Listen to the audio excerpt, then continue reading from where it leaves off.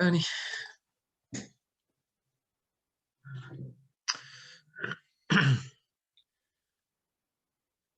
Donc bonjour, vous m'entendez là? Bonjour, oui, on vous entend. Vous étiez en cours avec Madame Myriana Emadi, c'est ça? Oui, c'est ça. D'accord, ok.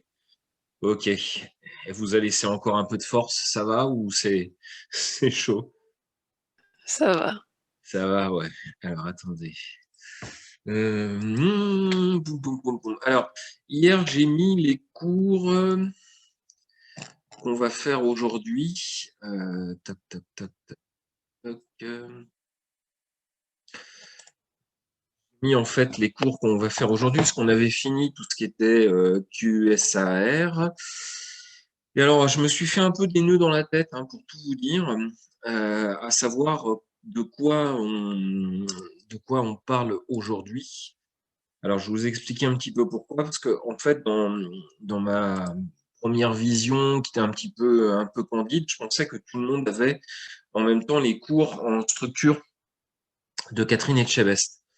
Et donc, ça poursuivait un petit peu cette logique-là. Et le problème qu'il y a, c'est que si je vous fais ça, je pense que je vais en perdre un bon paquet.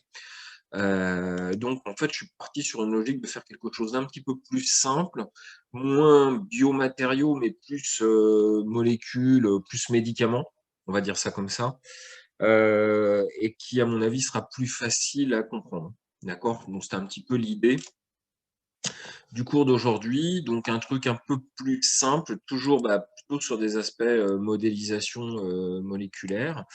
J'espère que vous voyez tous. Ouais, ça doit être bon, quoi. Euh, donc, en fait, ça va être un cours. Alors, je suis désolé, les diapos sont en anglais, mais bon, ça, c'est pas très grave. Je les ai téléversés. Vous allez les retrouver. Donc, toujours sur Moodle. On va parler de docking moléculaire. On va voir jusqu'où on va. Enfin, c'est pas non plus quelque chose d'extrêmement compliqué. Et alors, pof, si je reprends la main, pourquoi il va pas lui? Voilà. Alors, on va parler, donc ça c'est le plan, mais vous allez voir, ça va être un petit peu plus simple que de ce qu'on pense. Et puis après, on va parler un petit peu de criblage virtuel. Je pense que si vous avez des aspects expérimentateurs, vous connaissez ce que c'est que la logique du criblage, hein. C'est souvent ça se fait sur des tests ELISA ou d'autres choses. Là ici, c'est exactement la même chose. La seule chose qui change, c'est le côté entre guillemets et c'est le côté ici virtuel, qui veut dire qu'en fait, on fera la même chose, mais cette fois-ci sur un écran d'ordinateur, enfin, avec un ordinateur. D'accord? Alors, qu'est-ce que c'est que le docking moléculaire? Bien, c'est tout simplement essayer de prédire l'association entre deux molécules. Donc, expérimentalement, donc c'est pas simple à voir. C'est jamais simple à voir, et notamment au niveau structural, comment ça se passe. Et donc, on va utiliser des approches de calcul, en fait, pour essayer, dans un premier temps, d'observer, en fait, comment un ligand, en fait, peut se placer à l'intérieur d'une cible, qui est très souvent une protéine. On va chercher ensuite à comprendre comment se fait cette reconnaissance. Et puis, à travers là, on avait déjà parlé, vous en aviez déjà parlé avec ma collègue Nawel Serradji. Donc, j'en ai reparlé également de façon un petit peu plus, on va dire, un petit peu plus axée sur des aspects computationnels. C'est établir des relations structure-propriété, ou surtout structure-activité, donc le fameux QSAR. Mais cette fois-ci, on cherchera uniquement à avoir des informations qualitatives et pas des informations quantitatives. Et enfin, eh bien l'idée, c'est quand on sait faire ça, c'est sur une base de données de composés chimiques, en fait, essayer de repérer celui qui est le plus à même d'interagir avec l'acide. Donc, on est bien dans un aspect thérapeutique, d'accord? Et donc, c'est quelque chose qui interagit bien dans le champ de la médecine, enfin de la chimie médicinale, hein, en termes de conception de molécules biologiquement actives. Vous avez plusieurs personnes donc parmi les intervenants, dont moi, qui en fait font leur travail dans ce cadre-là, d'essayer de trouver des médicaments plus actifs ou en tout cas d'essayer de trouver des molécules biologiquement actives. Alors évidemment, on peut appliquer ça à d'autres domaines, hein. Notamment, et c'est quelque chose que vous reverrez peut-être quand vous étudierez des complexes, enfin des complexes notamment de structure quaternaire quaternaire de protéines. Donc, par exemple, quand on fait des interactions protéine-protéine ou de l'ADN avec de la protéine, mais ça peut être également d'autres types d'interactions qui peuvent survenir dans ce cadre-là. OK? Alors ça, c'est pour l'introduction, le concept basique. Alors, je vous l'ai peut-être déjà dit, mais les diapos que je vous passe, en fait, je les fais dans d'autres masters. Il y a des masters, ils sont pas du tout bio, mais vraiment pas du tout bio. Donc, en fait, il y a des choses, je vais passer très vite parce que je pense que vous connaissez ça. Qu'est-ce que c'est qu'un substrat? Qu'est-ce que c'est qu'un ligand? Qu'est-ce que c'est que de l'inhibition compétitive? Donc, c'est ce qui est représenté ici, hein. C'est ce qu'on veut faire la plupart du temps. On a une cible, donc, qui est l'enzyme.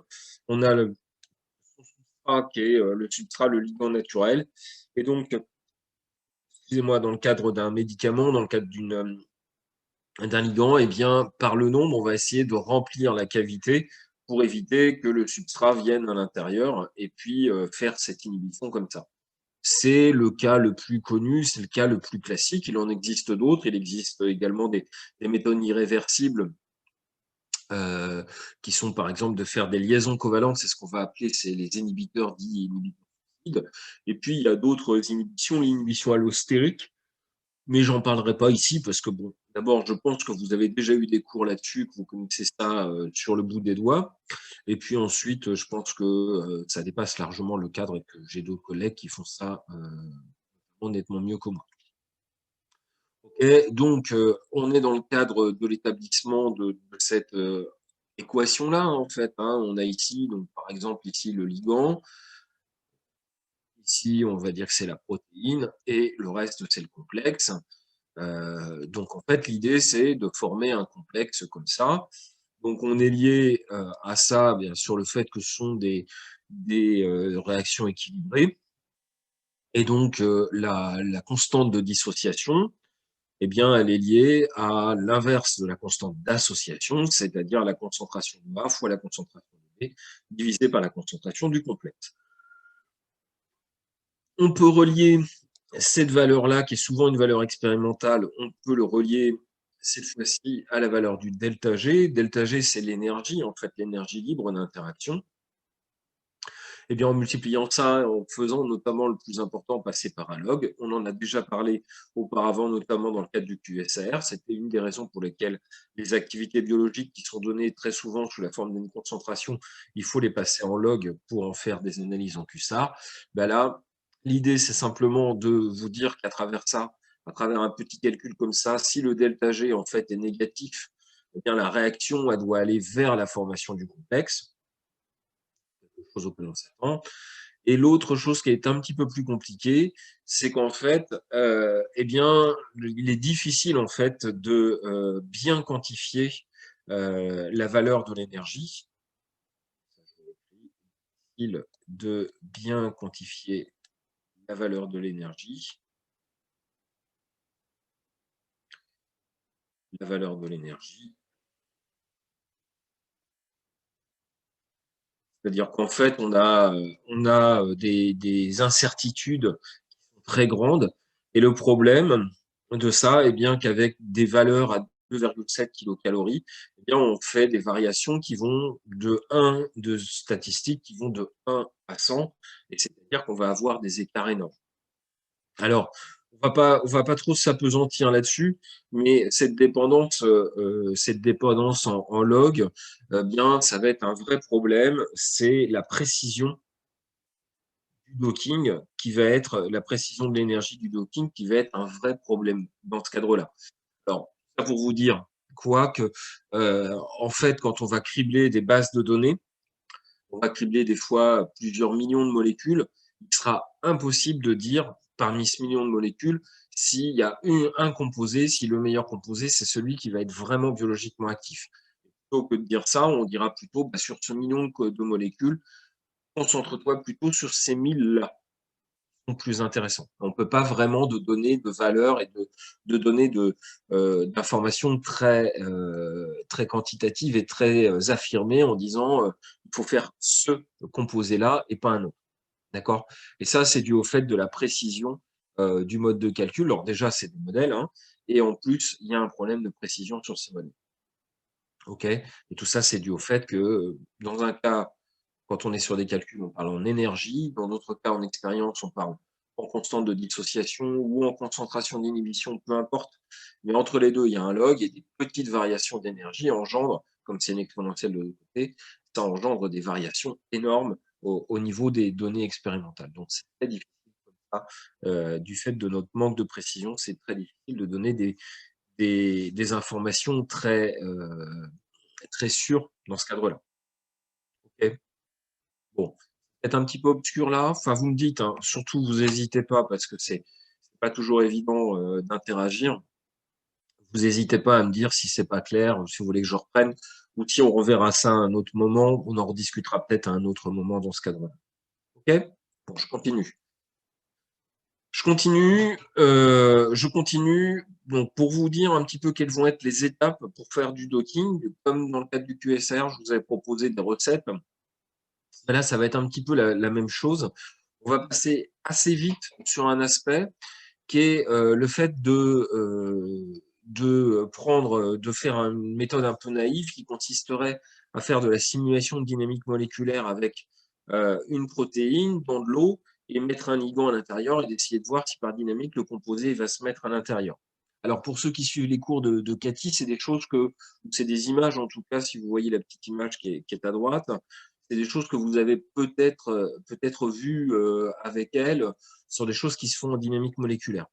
Le problème, il est là, c'est-à-dire qu'en fait, quand on a physiquement des interactions, on est de l'ordre de la milliseconde ou de la seconde, alors que quand on fait de la dynamique moléculaire, on est plutôt de l'ordre de la nanoseconde à la microseconde, c'est-à-dire de 10-9 secondes à 10-6 secondes. D'accord? Donc, c'est très difficile, en fait, de simuler dans ce cadre-là. Donc, on a besoin d'autres méthodes. Et la dynamique moléculaire, dans ce cadre-là, n'est pas une bonne méthode pour faire ça. OK? Et les autres méthodes, c'est justement le docking moléculaire. Donc, on est vraiment, encore une fois, on est vraiment dans l'aspect introduction. Le docking, c'est quoi? C'est vous avez une structure de protéines, vous avez des structures des ligands, et ben, on va prendre les ligands et on va essayer de les mettre à l'intérieur et voir qui va être le mieux à l'intérieur. D'accord? Ça c'est clair? Si ça c'est clair, je continue. Je vais continuer justement sur essayer de décrire un petit peu chacun des paramètres, notamment la structure de la cible. Alors la structure de la cible, il vous en faut forcément une, ok? Et donc s'il vous faut une structure de la cible, d'où elle provient? Elle peut provenir de plusieurs méthodes. La première méthode que vous devez connaître en biologie, c'est la diffraction des rayons X. Alors, dites-moi tout de suite si vous n'en avez pas entendu parler ou si vous en avez entendu parler, pour que j'ai un retour. Si, on en a entendu parler au Ouais, premier semestre. d'accord. Et la RMN, vous en avez entendu parler par RMN aussi ou pas? Beaucoup moins, beaucoup moins. Beaucoup Le moins. cours, il s'est vraiment focus Focalisé. sur X-ray. D'accord, super. Et alors, du coup, je suis curieux, qui est-ce qui vous fait les cours sur ça? Madame Meyer. Ah, Claudine Mayer, c'est ça? Ok, Oui, c'est ça. ok, ok, oui, oui, bah, je connais bien en enseignant ça. Bon, elle est plutôt cristallographe, donc elle va avoir tendance à parler de rayons X. C'est pas complètement idiot. Euh, alors l'avantage de cette méthode-là, c'est qu'en fait, c'est tout simple, on fait cristalliser une protéine. Enfin, c'est tout simple, je mets des guillemets, hein. On fait cristalliser des protéines et ensuite on les place dans un diffractomètre et ça retrouve comme ça les positions de chaque atome. Alors l'avantage de ce système-là, c'est qu'on n'est pas limité en taille. On est parmi les méthodes les plus précises. On a une structure unique. Alors ça, c'est pas forcément la plus intéressante. On a une structure unique, c'est-à-dire celle du cristal. On a aussi des problèmes de cristallogénèse. Alors ça, si vous avez eu quelques cours là-dedans, en fait, c'est un peu difficile pour tout vous dire. Quand vous avez des protéines qui cristallisent mal, il y a plein de méthodes qui existent, mais à ce jour, il n'y a rien de complètement bien défini pour obtenir justement ces fameux cristaux. Et donc là, c'est plus de l'art, enfin, ça fait partie du métier en fait et de l'expertise que peut avoir un cristallographe. Et à ce jour, il n'y a rien d'automatique pour essayer de faire cristalliser des protéines. C'est vraiment un des verrous les plus importants dans cette méthode-là. Et enfin, vous ne voyez pas les hydrogènes parce que pour faire de la cristallisation. Donc, c'est la cristallisation des rayons X. Ce sont donc des électrons de cœur. Je refais, je suis sûr que ça fait longtemps que vous n'avez pas entendu ça, mais l'hydrogène étant un noyau où il y a un proton et un électron, du coup, c'est forcément un électron. L'électron, il n'y a pas de cœur réellement, c'est forcément l'électron de valence que vous avez dans l'hydrogène. Donc, on ne voit pas l'hydrogène en rayon X. Alors, c'est pas très grave parce que je peux vous assurer que quand vous avez les autres atomes, l'hydrogène, donc c'est à peu près où c'est pas trop le problème. Ça peut poser des problèmes plus quand vous avez des histidines ou quand vous avez d'autres résidus, mais c'est surtout les histidines pour savoir où est-ce qu'elles sont protonées et si elles sont protonées. Ça, c'est des problèmes qu'on peut avoir sur les rayons X. Alors, la méthode par RMN, alors cette fois-ci, la précision est beaucoup plus petite. Vous avez une limite en taille, surtout, qui est autour de 150 résidus pour une protéine. Et alors, excusez-moi, je vais éternuer. 150 résidus, c'est pas très gros pour une protéine. Hein. C'est même, pardon, c'est même pas facile à obtenir pour une protéine. Donc, il y a finalement une enzyme classique, ça fait 300 résidus. Quoi. Donc, on voit quand même qu'on est assez facilement limité. Par contre, on a des structures qui sont obtenues en solution aqueuse. Et ça peut être quelque chose d'intéressant vis-à-vis de l'environnement. Et enfin, par RMN, vous avez une structure qui, cette fois-ci, est une structure moyenne, alors que dans le cadre de la cristallo, vous avez une structure qui est plutôt une structure unique.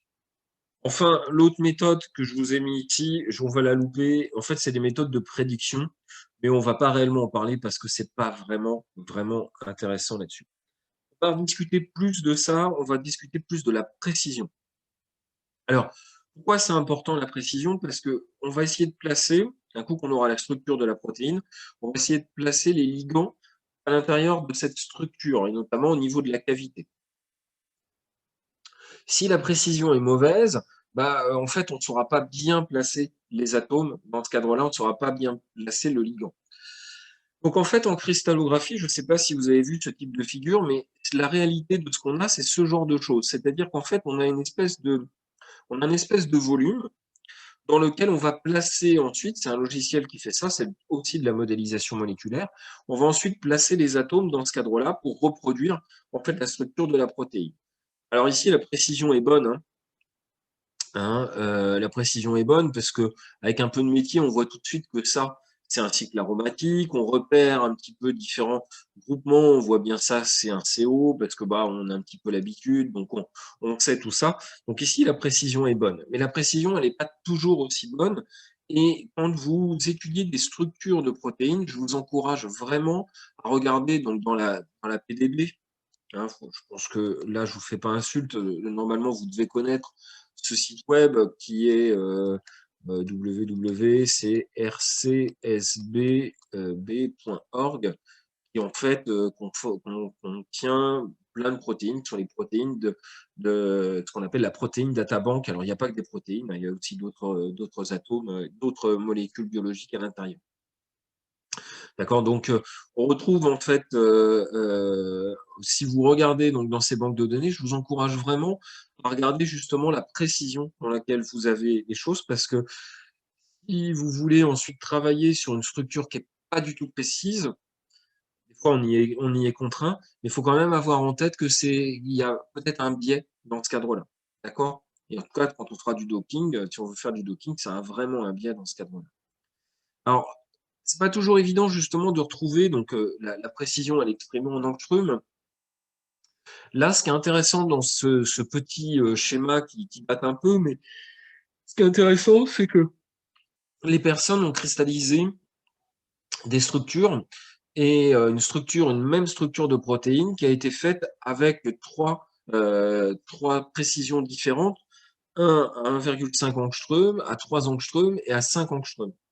À 1,5 angstrom, en fait, on retrouve la cartographie, donc c'est une projection, hein, mais on retrouve les densités qui sont bien exprimées et donc on repère assez facilement où on va mettre votre séquence protéique qui est ici une hélice alpha. D'accord? À 3 angstroms, on voit déjà que c'est beaucoup plus difficile de repositionner les atomes. Et alors, à 5 angstroms, sincèrement, on a des zones qui sont carrément hors du système et d'autres zones qui sont même pas remplies par ce système-là. Et si on le dit autrement, à 5 angstroms, on pourrait tout à fait mettre un feuillet bêta à l'intérieur de cette structure et de ce volume en fait qui est donné par ça. Donc tout ça pour vous dire qu'il faut faire attention justement à cette précision parce que quand nous, après, on va faire du docking, si on est sur une structure qui a été réalisée à 50 angstroms, bien, quelle va être la validité du calcul qu'on va faire derrière? Parce que si vous commencez à dire, ah, il est peut-être placé comme ça ou pas comme ça, alors que si la structure que vous avez dès le départ, elle est placée, elle est avec une précision qui est très très mauvaise, bah, c'est clair que ça va poser des soucis dans ce cadre-là. D'accord? Alors, en RMN, en fait, en RMN, c'est un petit peu différent puisque quand on obtient une structure, on n'obtient pas une structure, mais on obtient un ensemble de structures. En fait, la RMN, ça vous donne non pas une information en termes de volume où se situent les atomes, mais ça donne plutôt des distances qu'on doit avoir entre deux atomes d'hydrogène situés dans la séquence. Donc en fait, c'est un espèce de maillage et les logiciels de résolution structurale, en fait, ils utilisent ce maillage comme contrainte pour essayer de trouver des structures qui répondent à ça. Du coup, on n'obtient pas une structure, mais on obtient un ensemble de données structurales. Et donc, à partir de là, obtenir une résolution, eh bien, elle est assez difficile à être faite. Mais bon, en fait, ce qu'on va regarder, c'est surtout le nombre de contraintes par résidu. Le nombre de contraintes par résidu, ben, ici, vous avez peu de contraintes par résidu. Ici, vous en avez beaucoup. Bon, c'est très visuel. On se rend bien compte que cette molécule est plus précise, enfin, cette structure est plus précise que celle de gauche. C'est assez simple à voir dans ce cadre-là parce que bah, on voit bien l'embrouillement en fait que vous allez avoir au niveau de cette structure. Okay. Alors, donc, sur la résolution, j'ai dit que je ne parlerai pas de modélisation par homologie. À titre d'indication, vous en avez entendu parler ou pas du tout? Avec Madame Etchebest, on en a fait. D'accord. En fait, la modélisation, bah alors pour le coup, la modélisation par homologie, en fait, c'est de prendre des séquences, c'est de se baser sur des structures qui ont déjà été réalisées, sur des séquences qui sont homologues, avec soit des identités de séquences, soit des identités, des similarités de séquences. Je vais vous donner un exemple très simple. Doit y avoir à peu près 520 protéines kinases qui ont été résolues structurellement. Ces structures, elles se ressemblent, c'est les mêmes types d'enzymes à ATP. Ça se ressemble énormément d'une structure à une autre structure. Si vous avez trouvé une autre séquence qui a la même fonction biologique, il y a des grandes chances que c'est exactement la même structure. Donc la modélisation par homologie, elle est basée un petit peu sur cette logique-là. Mais c'est encore une fois qu'un modèle, d'accord? Donc il faut entre guillemets plus s'en méfier que quand on part d'une structure qui a été obtenue par cristallographie, par exemple, qui va être le système le plus certain dans ce cadre-là. Okay. Donc c'est pour ça que je ne voudrais pas trop en parler là-dessus. Mais enfin bref, dans tous les cas, il faut avoir une petite idée avant de faire ce calcul qui va être de prendre la protéine et le ligand et de les mettre ensemble. Il faut avoir une idée un petit peu de la structure de la cible et notamment de sa résolution. Et plus précisément, finalement, plus précisément au niveau du site d'interaction. Tiens, j'ai une faute d'orthographe. Au niveau du site d'interaction, je ne sais pas quel pour essayer de voir si vous allez pouvoir faire quelque chose de précis à cet endroit-là. Alors, la bonne nouvelle, hein, c'est que pour une enzyme, ce qui va être aussi très souvent le cas des cibles, la plupart des cibles biologiques que l'on a dans le cadre de conception de médicaments, c'est des enzymes. Okay. Généralement, dans les enzymes, les endroits qui sont le mieux définis en termes de structure, c'est justement les sites actifs. Donc, dans les sites actifs, on a souvent un endroit qui est très bien défini, et donc on pourra faire du docking sans aucun problème. Par contre, les sites type sites allostériques, vous savez, c'est des endroits qui en fait vont induire un changement structural un petit peu plus loin ou coincer une protéine dans une position, dans une autre position. de façon à l'inactiver. Mais généralement, les sites allostériques, c'est des sites flexibles. Pour le coup, comme c'est des sites flexibles, ils sont souvent pas très bien résolus. Donc, on y fait un petit peu plus gaffe dans ce cadre-là, c'est-à-dire qu'on va faire les choses sérieusement, on va essayer de regarder un petit peu mieux la flexibilité de ces systèmes-là. Autre chose à faire attention, pour les rayons X, en fait, il arrive que sur la protéine, vous ayez des zones qui soient oubliées. Alors, oubliées, on va dire que les gens ont oublié qu'il y avait des morceaux de la protéine. C'est simplement que la résolution à ces endroits précis ne permet pas de trouver précisément la localisation de ces boucles. Souvent, c'est des boucles qui sont tellement flexibles que ça ne cristallise pas. D'accord? Alors, dans ce cas-là, eh bien, soit vous ajoutez cette partie, soit vous ne l'ajoutez pas du tout si c'est éloigné en fait, du site d'interaction sur lequel vous allez faire le docking.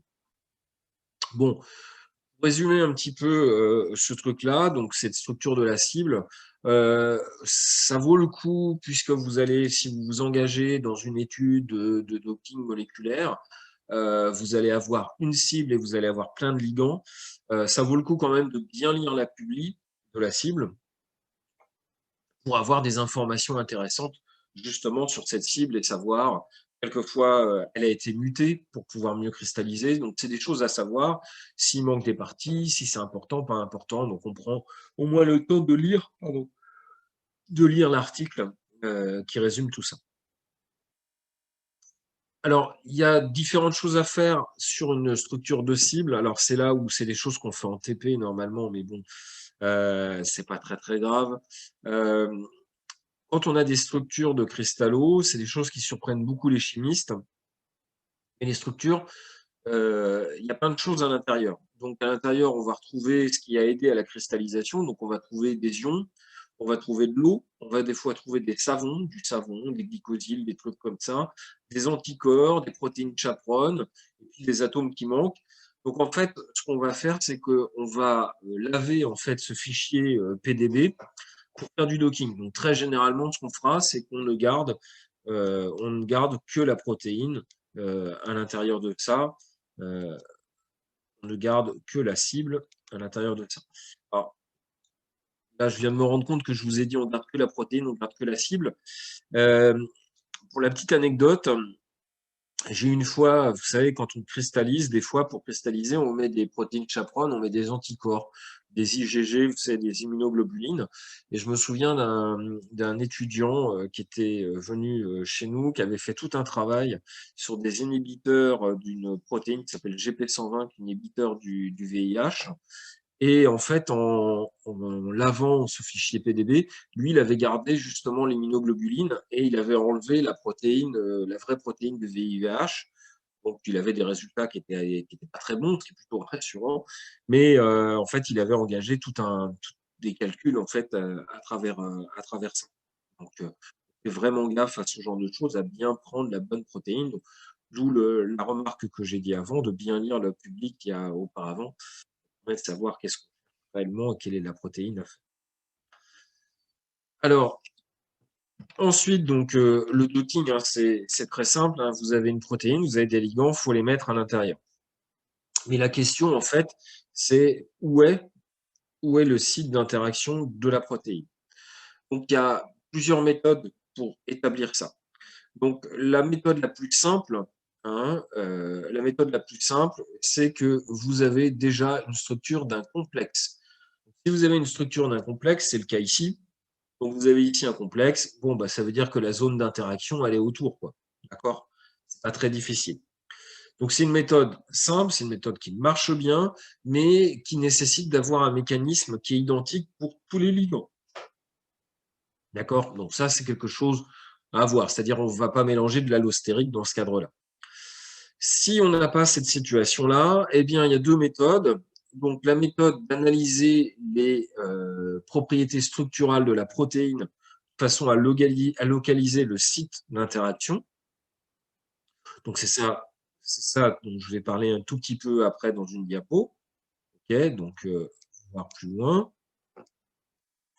L'autre méthode, elle peut paraître un peu bestiale et elle peut paraître finalement une bonne méthode, mais elle n'est pas si bonne que ça, c'est de se dire, bah, écoutez, moi, j'en ai rien à faire. Je dis au logiciel de faire le docking sur l'ensemble de la protéine.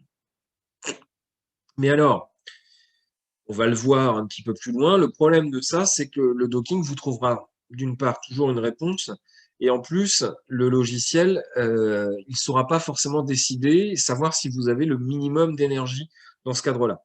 Donc, il faudra faire plusieurs tests et faire une analyse statistique, c'est-à-dire plusieurs tests au moins 1000, et faire une analyse statistique pour repérer des zones dans lesquelles vous allez avoir le site d'interaction. D'accord? Et quelquefois, on a des résultats surprenants en faisant cette méthode-là. Donc, c'est une méthode qui paraît simple, mais c'est pas aussi bien que ça dans ce cadre-là. D'accord? Donc, il faut vraiment garder ça en tête parce que on a quelquefois des déconvenus en utilisant cette méthode. Alors, il y a des méthodes qui cherchent en fait à définir, à trouver une cavité. Donc, ici, c'est comment trouver une cavité. Comment trouver une cavité. Alors, si je vais vous l'expliquer uniquement, on va oublier un petit peu cette question et puis un petit peu ce principe. L'idée, on va surtout le décrire dans ce chemin-là, qui est ici. L'idée, c'est que vous avez ici une boule, une sphère, d'accord? On a ici une sphère qu'on fait rouler sur la surface de la protéine.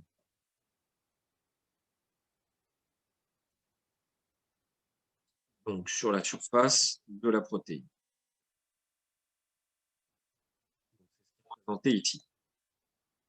On calcule le volume commun. Donc, le volume commun, donc vous avez ici le centre de la sphère, là. Le volume commun, c'est le volume que vous avez de la sphère et de la protéine. Ici, c'est V comme. C'est le truc que je viens d'assurer. Le volume commun. D'accord? Pareil ici. Pareil ici. Donc, ce qu'on a mis sur le truc avant, c'est si vous avez ce volume commun qui est inférieur à un tiers du volume total, vous êtes un knob, c'est-à-dire en anglais, un coin. D'accord? Si le volume est entre un tiers et deux tiers, vous êtes dans un plan. Et si le volume commun est supérieur à deux tiers, vous êtes dans un trou. Okay? Et donc, si vous avez un trou ici entouré de deux coins,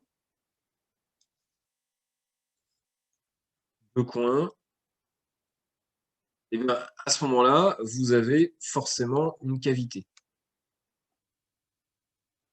C'est ce type de méthodes qui sont utilisées en fait pour repérer les cavités. Il en existe d'autres. Il y a même un autre truc qui est tout simple, hein, c'est l'analyse visuelle. Surtout quand vous connaissez les cibles et quand vous savez précisément ce que vous faites, c'est ce genre de choses. Mais si je reprends un petit peu, par exemple, en imaginant que vous êtes dans le cas d'un complexe ou d'une cible dont vous ne connaissez pas bien la fonction chimique et la fonction biologique. Vous allez me dire, c'est pas si fréquent que ça. C'est arrivé dernièrement dans le cas de la Covid. Dans le cas de la Covid, quand on a commencé à voir les surfaces, quand on a commencé, pardon, à voir les structures des protéines, on ne connaissait pas bien les activités structurales de chacun des systèmes. Donc, on ne savait pas bien également quels étaient les endroits dans lesquels vous allez avoir de l'activité, les endroits qui étaient en interaction, etc., etc. Du coup, il a été assez difficile justement de repérer où étaient les sites actifs. Et donc, dans ce cadre-là, eh bien, en faisant un docking, en essayant d'identifier d'abord les cavités, on sait que c'est dans les cavités qu'on fait les interactions, les meilleures interactions, en tout cas les sites actifs. Eh bien, en faisant ça, c'est comme ça qu'on arrive à identifier des zones. Alors pour la Covid, c'est plus les vaccins qui ont été efficaces que les médicaments, hein. Tout le monde est au courant que l'hydroxychloroquine, ça fonctionne pas bien. Mais d'abord, ça continue encore à essayer de trouver des traitements. Et puis, l'autre chose qu'il faut voir, c'est qu'avec ces méthodes-là, c'est comme ça qu'on avait trouvé les premiers médicaments contre H1N1, grâce à ces méthodes-là. Donc, ça fonctionne, mais c'est pas non plus la panacée, c'est pas non plus extraordinaire comme type de méthode, quoi. D'accord? Généralement, on n'est pas dans cette situation-là. Généralement, on est dans la situation où on a un complexe expérimental. Pourquoi? Parce que quand vous faites des rayons X, et pour ceux qui ont eu les cours avec Claudine Mayer, quand on fait des rayons X, en fait, à la fin, on fait tremper votre cristal dans du ligand, et puis le ligand va s'insérer à l'intérieur de ce cristal et va s'insérer à l'intérieur du site actif. Donc, on arrive comme ça à retrouver assez facilement le site, le site d'interaction. Et je vous dis, la méthode, c'est quand même la méthode la plus classique et qui marche quand même, marche souvent très très bien. Excusez-moi.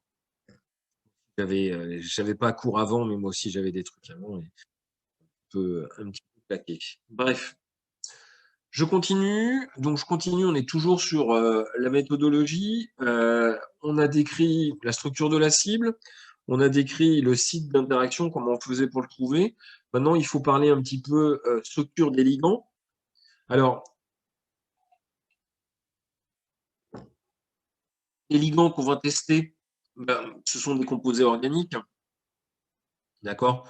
C'est de la composée organique. Alors, on va utiliser des logiciels GUI. Alors, GUI, excusez-moi, mais quand je fais ce genre de cours en ISDD ou en MBI, il n'y a pas de problème.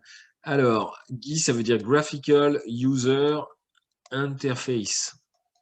C'est des logiciels à interface graphique. Ah, j'ai marqué, moi, interface. Voilà. Des logiciels à interface graphique, c'est-à-dire des trucs où vous cliquez les boutons pour faire ce genre de choses. D'accord?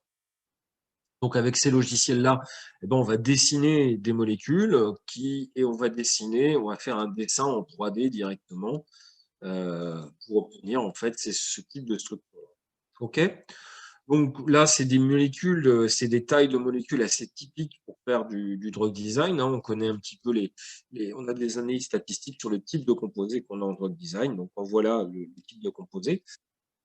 C'est pas une méthode, c'est pas si facile que ça. D'abord parce qu'on n'a pas de structure 3D de ces composés-là.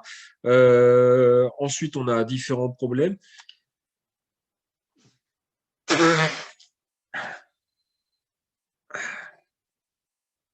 Il y a la Covid par chez moi, mais bon, normalement, c'est juste un pauvre rhume classique. Donc, il y a différents types de problèmes. On va surtout parler de ce type-là qui est l'état d'ionisation, notamment à quel pH on travaille. Alors, je vous donne ça parce que si vous regardez un petit peu cette molécule-là, ici, on a une fonction COOH, mais on sait qu'en solution, ça sera très certainement COO-, par exemple. Il faut encore être sûr de ça. Par contre, sur cet aspect ici, là, ce truc qui est là, est-ce que au pH, est-ce que c'est des plus ou pas, quoi? Ça, c'est des vraies questions qu'on peut se poser. D'accord? L'autre chose également, qui est vraiment importante, parce que le reste, c'est un petit peu plus réservé aux spécialistes, mais ça, c'est vraiment important, c'est en chimie organique, généralement, faire les composés stéréochimiques, c'est pas un problème pour vous. C'est-à-dire que pour la personne qui fait de la modélisation, c'est pas un problème, mais pour la personne qui fait la synthèse organique, c'est très, très, très compliqué. Donc, en fait, ce que font, notamment, c'est le cas ici, hein, quand vous avez ici un carbone asymétrique, ce que font les chimistes, généralement, c'est qu'ils font le mélange des deux, ça s'appelle un mélange racémique. Donc, ils font le mélange racémique. Donc, en fait, c'est un mélange, je pense que vous vous souvenez de ça, c'est un mélange 50-50 des deux énantiomères. Ça vous rappelle peut-être pas que des bons souvenirs, mais bon, c'est comme ça. Donc, on fait un mélange 50-50 des deux énantiomères. Et puis, quand on lancera les tests, si c'est pas actif, bon, ben, on va pas se prendre la tête, parce que si c'est pas actif, c'est pas actif. Par contre, si c'est vraiment bien actif, à ce moment-là, on ira faire des investigations pour essayer de voir est-ce que c'est plutôt le R, est-ce que c'est plutôt le S qui agit. Vous voyez ce que je veux dire?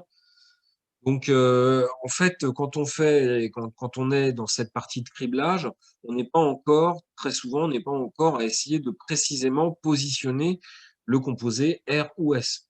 D'accord? Mais pour vous, il va falloir décider. Donc, en fait, vous, quand vous ferez le dessin de ça, bah, vous ferez le dessin des 2, d'accord? De façon à prendre en compte l'ensemble des choses. OK? Donc en faisant ça, c'est tout ça pour vous dire qu'il faut faire attention à ce genre de choses quand on construit les composés, mais faire la synthèse d'un composé comme ça, en synthèse chimique, peut prendre, si on a bien l'habitude, entre 1 mois et 3 mois. En dessin, ça prend 2 minutes grand maximum, quoi. Donc généralement, quand on fait la modélisation, c'est tout l'intérêt de la modélisation, hein, c'est qu'on a une réponse très, très rapide, avec le défaut qu'elle a, mais on a une réponse très, très rapide. Généralement, quand on est en modélisation, on se plaint pas trop, on fait les 2 composés parce qu'on est prêt à perdre 2 minutes. On pense à la personne qui, lui, a la synthèse à faire et quelquefois, la synthèse de composés, c'est vraiment problématique. Il y a même des synthèses qu'on n'arrive jamais à faire parce que, voilà, le côté expérimental se passe pas bien, donc voilà, d'accord? Donc il faut avoir en tête, ces petites choses-là. OK, donc j'expliquais, donc on est en train de faire du docking, c'est ce qui est représenté un petit peu sur ces choses-là. C'est des méthodes où vous avez à la fois le récepteur, le ligand, vous essayez de les mettre ensemble. La structure de la cible, j'ai expliqué, c'est des structures expérimentales très majoritairement du rayon X. Ensuite, le site d'interaction, on l'a souvent parce qu'on a un complexe. Le ligand, on les construit avec des logiciels qui servent à construire ça. C'est pas extrêmement compliqué. Il faut faire attention un petit peu à ce qu'on fait. Et voilà. Maintenant, on va discuter mariage, hein, c'est-à-dire comment on met ensemble les deux partenaires, la protéine et le ligand.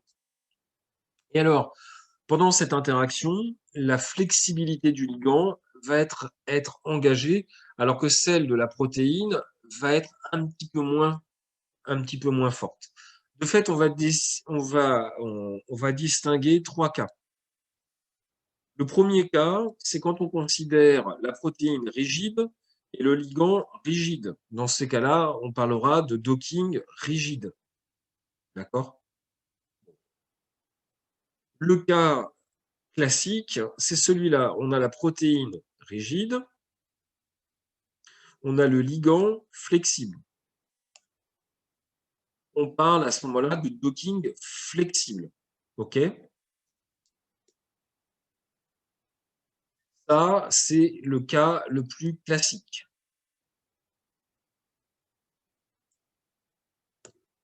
D'accord? Ça, c'est le cas le plus classique que vous avez. Il existe un autre type de docking, c'est ce qu'on appelle l'induced fit docking. Dans l'induced fit docking, vous avez la protéine qui est considérée flexible et le ligand qui est aussi flexible. D'accord? Donc ça existe, mais c'est pas super fréquent. Ça pose souvent des problèmes. De fait, on pourrait se poser la question et se dire, mais pourquoi c'est surtout le ligand qui est considéré comme flexible? En fait, le ligand, c'est tout petit par rapport à la protéine. C'est un petit peu comme si vous essayiez de comparer le mouvement d'une planche à voile avec le mouvement d'un paquebot. Si vous avez l'idée de se faire rencontrer un paquebot et puis une planche à voile, il est plus simple de considérer que le paquebot il va pas bouger et de dire au paquebot toi tu bouges pas et de demander à la planche à voile de s'approcher du paquebot. D'accord? C'est le même principe. Sur une protéine, la molécule est très grosse, le ligand c'est très petit, c'est lui qui bouge le plus et c'est lui qui est très flexible. C'est la même chose. D'accord? C'est pour ça que le cas le plus classique, bah, c'est justement ce cas-là, parce que c'est effectivement ce qu'on retrouve le plus dans la réalité. L'espace des conformations d'une protéine, elle n'est pas dans la même gamme de temps que l'espace des conformations dans le cas du ligand. Alors, comment on va considérer la flexibilité? Donc, la flexibilité du ligand, en fait, elle est considérée par les angles de torsion de la molécule. Les angles de torsion, c'est quand on tourne autour des simples liaisons. D'accord? Donc ici, on tourne autour des simples liaisons et à partir de là, on va générer justement des différentes structures. C'est-à-dire que les cycles par exemple, sont rigides dans tous les dockings parce que ça sert à rien de bouger les cycles. les cycles comme ça, donc un cycle comme celui-ci, bah, il ne va pas bouger parce qu'on sait que c'est très rigide. OK? Bon, il y a quand même des questions qui peuvent aller là-dedans, mais on va zapper un petit peu ce genre de choses, parce que c'est pas forcément très intéressant dans ce cas-là. Alors, comment prendre en compte justement cette flexibilité du ligand? Alors, il y a une méthode qui est très simple, qui est vraiment anecdotique, c'est l'idée de faire un docking rigide, mais cette fois-ci avec plusieurs conformations du ligand. Donc, vous avez un ligand, ici, vous faites plusieurs conformations, et en fait, vous allez comme ça associer, amarrer, parce que c'est le terme docking, c'est amarrage moléculaire, vous allez comme ça docker l'ensemble des composés et essayer de trouver quel est le meilleur dans ce cadre-là. Donc, c'est une méthode qui existe, qui est plutôt une méthode anecdotique, mais qui permet en fait d'utiliser un logiciel rigide et de réutiliser dans ce cadre-là. OK? Bon, c'est en diapo, mais c'est clairement pas le plus intéressant. Le plus classique, en fait, le plus classique, c'est au moment où vous faites le calcul d'avoir les angles qui tournent à ce moment-là. Alors maintenant, on va parler, donc je vous ai dit, la cible est pas souvent flexible, mais bon, ça arrive quelquefois d'être flexible. Donc on a des méthodes comme ça qui sont encore en développement, donc notamment dans un logiciel qui est utilisé beaucoup. Donc dans ces cas-là, on va chercher, on va essayer de choisir les acides aminés qu'on souhaite. Donc là, ici, c'est juste la cible, hein. On va essayer de trouver les acides aminés qu'on cherche à faire tourner au cours de ce système-là. Alors, parmi les défauts de cette méthode, en fait, il n'y a que des mouvements de chaîne latérale et pas des mouvements complets de la protéine.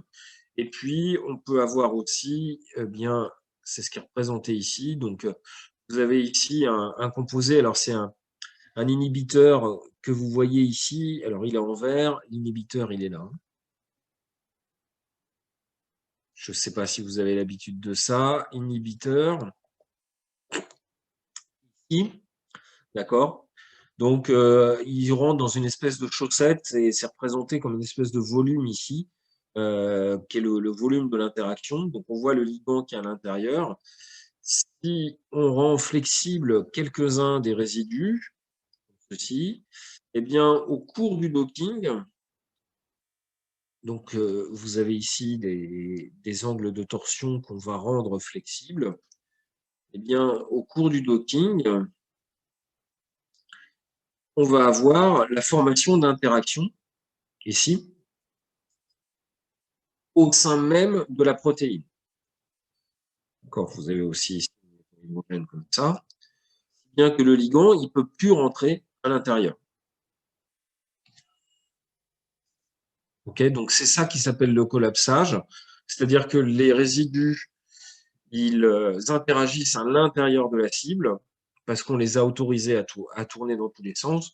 Ils préfèrent interagir avec la cible plutôt qu'interagir interagir entre eux plutôt qu'interagir avec le ligand. Et donc, du coup, ils ferment leur volume et du coup, vous ne pouvez plus réinteragir et plus remettre ce type de ligand à l'intérieur. OK? Bon, c'est un petit peu spécialisé comme type de choses. Le plus classique pour prendre en compte la flexibilité de la cible, c'est ça. Donc, le plus classique, c'est ici. Alors, le plus classique, c'est ça. Vous faites un docking. Donc, vous faites un docking. Et après, bah, vous faites une dynamique moléculaire pour obtenir le complexe. Alors, la dynamique moléculaire, il y en a certainement qui ont dû en entendre parler justement par Cathy. C'est ce type de choses que vous avez ici. Alors, bon, c'est peut-être pas très clair. On voit des molécules d'eau qui apparaissent, qui disparaissent. Vous avez ici en vert, vous avez le ligand. Vous avez la protéine qui est ici. Et en fait, eh bien, on voit que le ligand, il reste coincé à l'intérieur du site actif et il a interagi avec ça. Donc, les avantages de la méthode, eh bien, on peut évaluer l'énergie libre de façon beaucoup plus sûre, donc l'énergie d'interaction. On peut également avoir une meilleure information du mode de reconnaissance.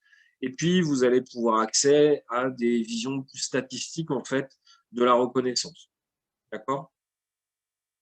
Le défaut de ça, c'est que si la structure de départ n'est pas correcte, le reste de la dynamique risque d'être pas très correct.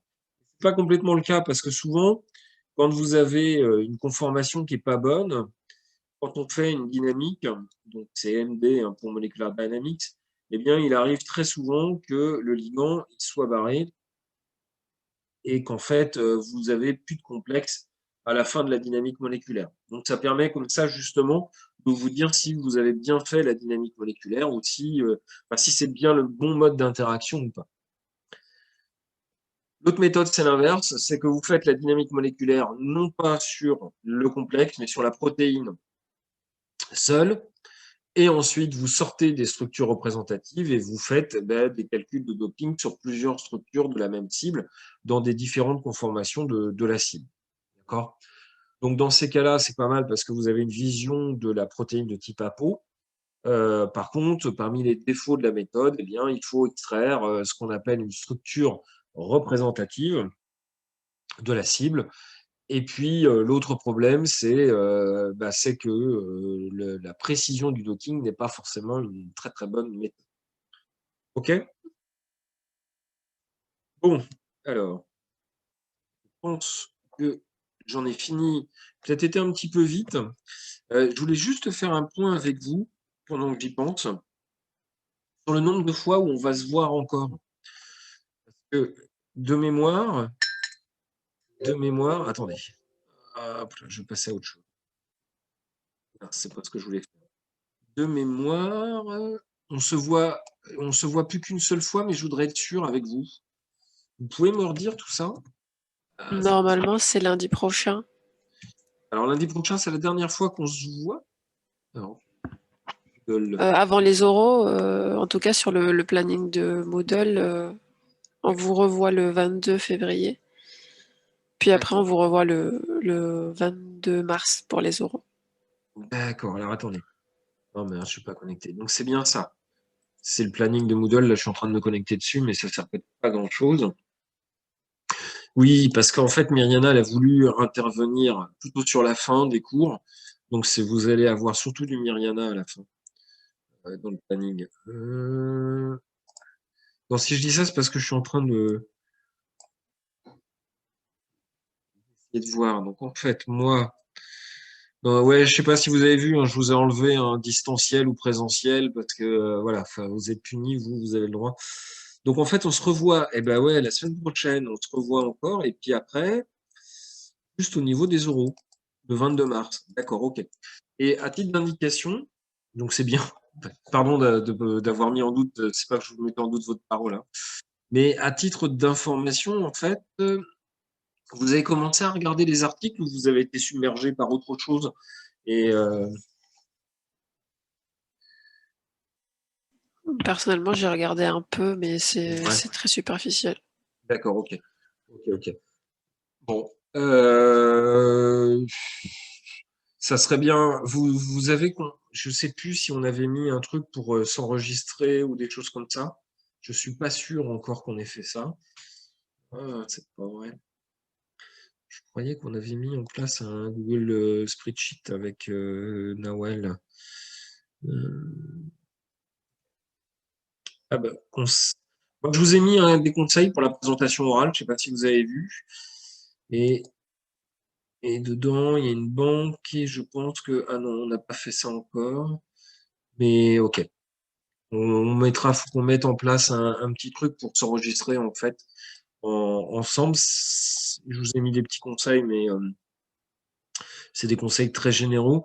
Vous regarderez ça. N'hésitez pas. Alors, vous manifestez-vous peut-être pas trop au dernier moment pour essayer de choisir l'article et puis essayer de faire le travail sur ce cadre-là. D'accord? Alors, je suis pas sûr que je pense pas qu'on aura droit à avoir une salle pour faire l'oral. Je pense que malheureusement, on fera l'oral en Zoom. Alors, je sais pas. Si ça vous pose problème ou si vous vouliez plutôt faire un oral en présentiel. Ah, Ah, là, pour l'instant, on a eu plusieurs oraux depuis la rentrée en ouais, master. On les a tous fait en distanciel, donc Ouais, donc en gros, vous êtes habitué, quoi, c'est ça? Ouais, c'est ça, en gros, Ouais, ouais. ouais, ouais. C'est vraiment, on vous fait des conditions.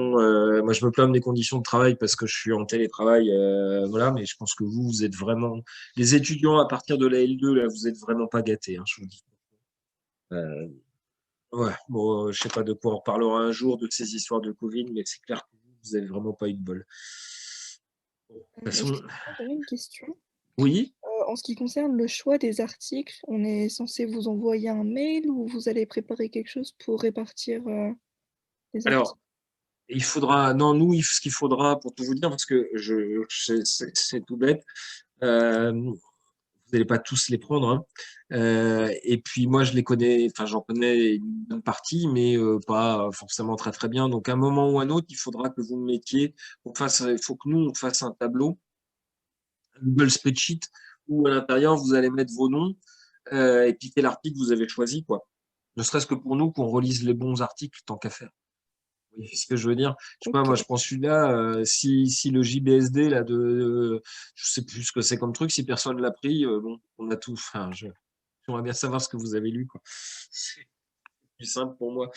Mais il faut que je fasse un Google Spreadsheet ou que je demande. Je crois que Nawel, elle était prête à le faire. Enfin bref, euh, voilà. Après, pour l'autre oral qui est avec Myriana Emadi et puis Tan, je crois qu'ils ont d'autres conditions. Ils avaient d'autres idées sur comment faire. Donc, moi, je les ai laissés gérer ça, mais bon, vous voyez avec eux, quoi. Donc là, moi, ce que je parle, c'est plus de la partie uniquement avec Nawal Serradji. D'accord? Du coup, est-ce Ouais. que vous pourriez nous tenir au courant de quand est-ce qu'on pourra commencer à s'inscrire pour Ouais. les articles? Parce D'accord. que dans une autre matière, on nous avait pas du tout prévenu et ça a été un peu la galère. Ah ouais, je comprends. Donc en même temps, il faut que j'envoie un mail. Mais oui, je vois ce que vous voulez dire. Surtout que euh, Si 2 groupes étaient intéressés par le même article, par exemple, c'est un peu ouais, délicat. ouais, ouais, je comprends. Ouais, ouais. Alors, ce serait pas de bol, hein, sur ce soit-là, parce qu'on en a quand même pas mal. Mais bon, ça peut arriver. Ça peut arriver. En vrai, là, s'il y en a qui ont déjà choisi leurs articles, peut-être dites-le ou mettez-le dans la conversation pour pas que, enfin, pour qu'on sache déjà s'il y en a qui ont pris les Ouais, ouais, mêmes. ouais, vous avez raison. Vous avez raison. Ouais. Parce que nous aussi, on a déjà choisi notre article et je vous avoue Ah, qu'on a commencé à travailler dessus et tout, donc ah oui, donc j'aimerais bien que personne l'ait pris, quoi. ah oui, oui, oui, effectivement, ouais, j'ai pensé à ça, moi. C'est lequel que vous avez choisi, vous, du coup? Moi, c'est STR5, enfin notre binôme. SCR5, c'est quel article, ça? Wow. Ah STR5, oui, c'est STR, ouais. STR5. Je regarde à quoi ça ressemble.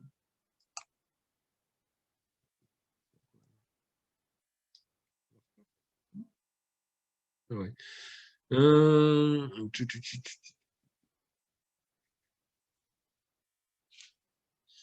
J'en vois à quoi ça ressemble, oui. Ouais, non, mais c'est vrai qu'il faut essayer de s'entendre. Ouais, Ok, faut qu'on mette un spreadsheet et que voilà, pour ceux il y en avait d'autres qui avaient pris STR5, hein, ça serait dommage, ça serait vraiment con. Alors, moi, j'ai pas le truc discussion là, mais vous voyez, mais a priori non. A priori, c'est le moment de faire de dire c'est moi qui l'ai pris, et puis, voilà. Ah, puis c'est l'anniversaire, c'était pour l'anniversaire de Hanche, 20 ans de Hanche. C'est un mec que j'ai vu en conf, Hanche. Il n'est pas encore mort, hein. Il n'est pas encore mort. Mais par contre, je peux vous dire que pour avoir vu une de ses présentations, bon bref, c'est pas sexy, hein. Ça a vieilli, hein. Ça a mal vieilli. Bref.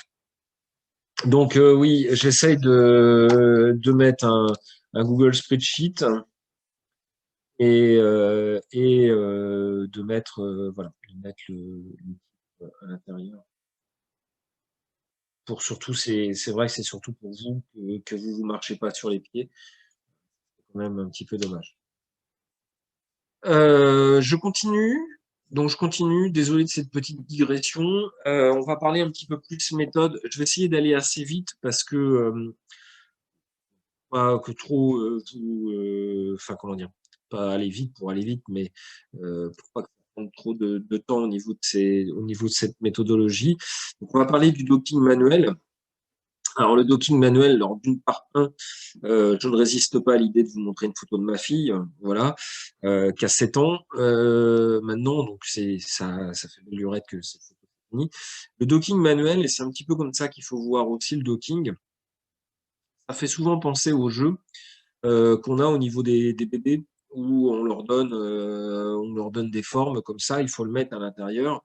C'est là où vous vous posez une question en tant que parent sur la santé mentale du gamin, en fait, en se disant, mais c'est pas possible, tu vois bien qu'on met pas que l'étoile, elle va pas rentrer dans le rond, etc., etc. D'accord? Donc c'est un petit peu la même logique, parce que le docking, c'est finalement la même chose.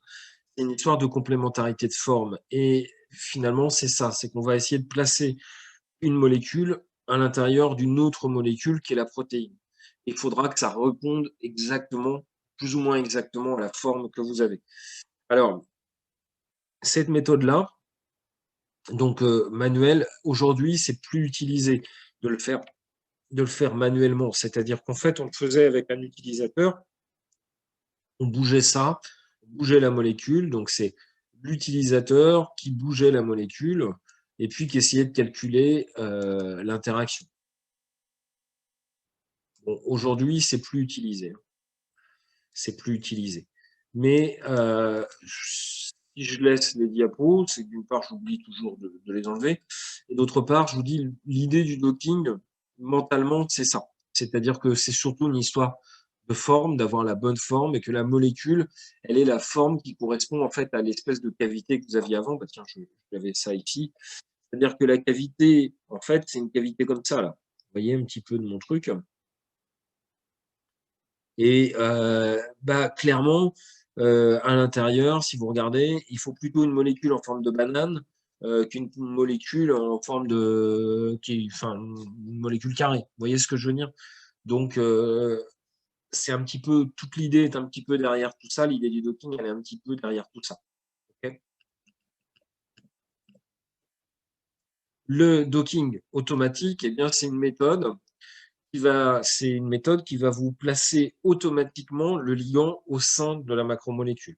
Donc le ligand, il va être de façon automatique placé dans la macromolécule. Okay, c'est plus exhaustif et c'est bien mieux comme méthode, mais ça nécessite, alors, CPU time, c'est temps de calcul.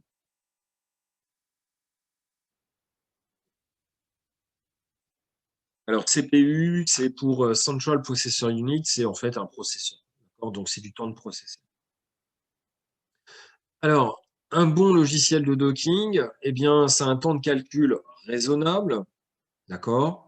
Ça doit vous trouver le minimum global, ce qui est impossible de trouver le minimum global, techniquement parlant.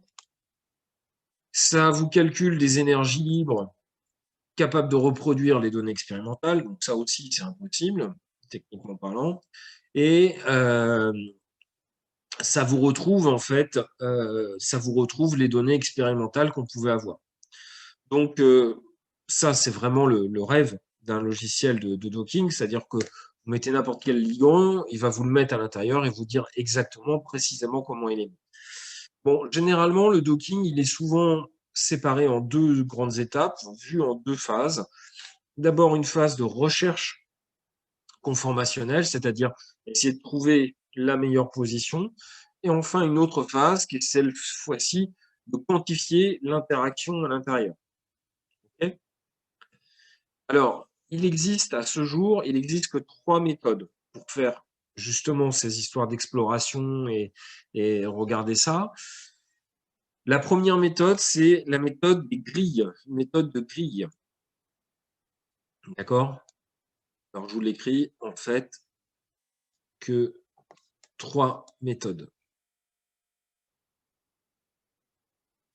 Donc, la méthode des grilles. Sur les méthodes de grille, en fait, on va, au niveau du site d'interaction, vous allez construire une boîte, d'accord, au niveau du site d'interaction. Du coup, l'interaction, elle sera calculée à l'intérieur de cette boîte. Autant vous dire que si vous construisez une boîte qui est plus petite que votre ligand, bon, d'abord, de vous à moi, vous n'êtes pas futé, mais clairement, vous ne pourrez pas faire rentrer, c'est le même truc que ma fille avec l'étoile qui est fait rentrer dans le rond, vous n'arriverez pas à faire rentrer vos liants. D'accord? Donc, il faut quand même avoir une boîte suffisamment grande. OK? L'autre erreur, c'est de faire une boîte trop grande. D'accord? Parce que dans ces cas-là, vous allez être dans la même situation où vous n'avez pas défini le site d'interaction. Vous allez trouver beaucoup de faux, de ce qu'on appellera des faux positifs, c'est-à-dire des positions qui n'ont rien à voir avec la réalité. Alors, comment fonctionne cette méthode de grille? Donc, en fait, un coup qu'on a défini la boîte, elle est grillagée. Donc, vous avez une boîte, ça, contient la protéine, et la boîte, en fait, elle est grillagée comme ça, en 3 dimensions. Ensuite, ce qu'on va faire, c'est qu'on va placer un point qu'on appellera une sonde, comme représenté ici. Donc, une sonde, un atome sonde, que vous allez placer donc d'abord ici, puis ici, etc., etc. D'accord? Alors, c'est pas vous qui le faites, hein, c'est le logiciel qui le fait. Vous avez juste à appuyer sur Return. Ça passe aussi rapidement que ça. Donc, il y a autant de sondes qu'il y a d'atomes de type d'atomes dans un ligand. Donc, par exemple, si vous avez une molécule comme ceci, vous allez avoir, allez, c'est le NH2, vous allez avoir une sonde pour l'hydrogène, une sonde pour l'azote, une sonde pour l'oxygène, une pour le carbone. Vous allez en rajouter peut-être un pour l'aromatique.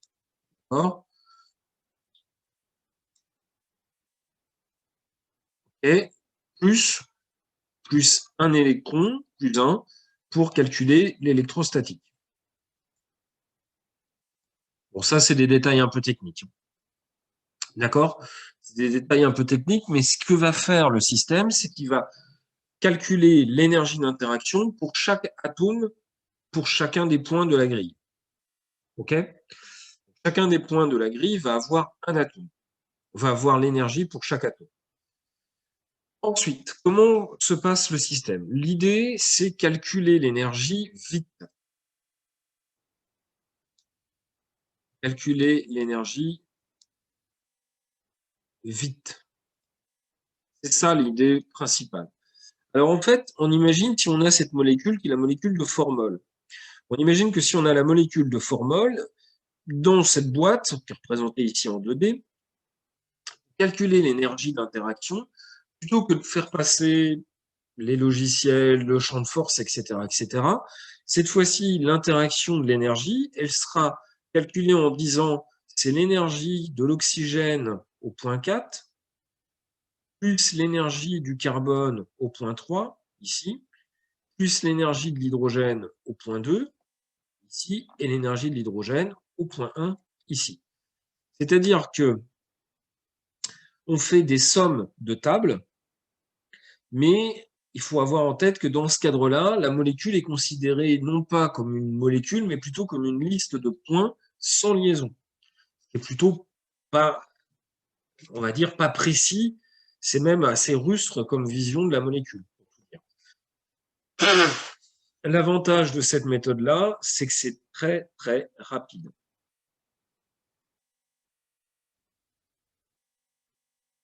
Juste à titre d'indication, parce que je ne connais pas bien vos parcours, etc., vous avez tous fait de la programmation, ou très peu, ou pas du tout, ou jamais, ou c'est pas des bons souvenirs? Ça dépend quel type de programmation. Python, en l'occurrence, parce que je sais que chez vous, il n'y a que des gens enfin, il y a des fans de Python, donc ça doit être du Python normalement. Personnellement, jamais. Ah oui, vous avez fait un autre langage de programmation, non? Je sais pas pour les autres, mais moi j'ai fait du HTML, ça n'a pas trop de rapport. HTML? Oui, C'est mais ça? ça c'était une option que j'avais prise en première année. Ouais, mais l'HTML, c'est pas vraiment vous pouvez pas faire vraiment de calcul, c'est surtout pour faire des sites web. Oui, sinon, en cours, on a fait du R. Ah ouais, d'accord. euh, quoi d'autre, je sais plus. Ok, ok. Ouais, R, c'est vraiment aussi un langage de programmation. Donc, c'est pas grave, je vais zapper. Je vais zapper. Non, non, mais bon, on va rester là-dessus. En fait, ce qui se passe, c'est que dans ce système-là, il a l'avantage de fonctionner avec des tableaux. Des tableaux, c'est des informations qu'on met dans ce qu'on appelle la RAM d'un ordinateur. Ça, je pense que vous connaissez ça. Par contre, RAM, c'est des trucs sur votre téléphone portable. On voit tout de suite quand votre téléphone il commence à ramer. Généralement, c'est que vous en avez plus assez. Donc, bon, bref, le logiciel donc, met ces trucs d'énergie dans la RAM et donc, en fait, il fait des sommes de tableaux et ça va très, très, très vite. Donc, l'avantage de ça, de cette méthode, c'est justement de calculer vite l'interaction. Okay. Donc, pour explorer maintenant à l'intérieur de la boîte et trouver le minimum global, il y a plein de méthodes qui existent, d'accord? Mais aujourd'hui, les meilleures méthodes qu'on va utiliser, ce sont des algorithmes génétiques, et notamment les algorithmes génétiques lamarckiens. Alors, je ne sais pas si j'en parle après. Ouais. Je vais, si vous en êtes d'accord, je vais zapper un petit peu sur cette partie-là. Ici, l'idée, c'est de trouver un minimum rapidement. L'idée, trouver un minimum rapidement.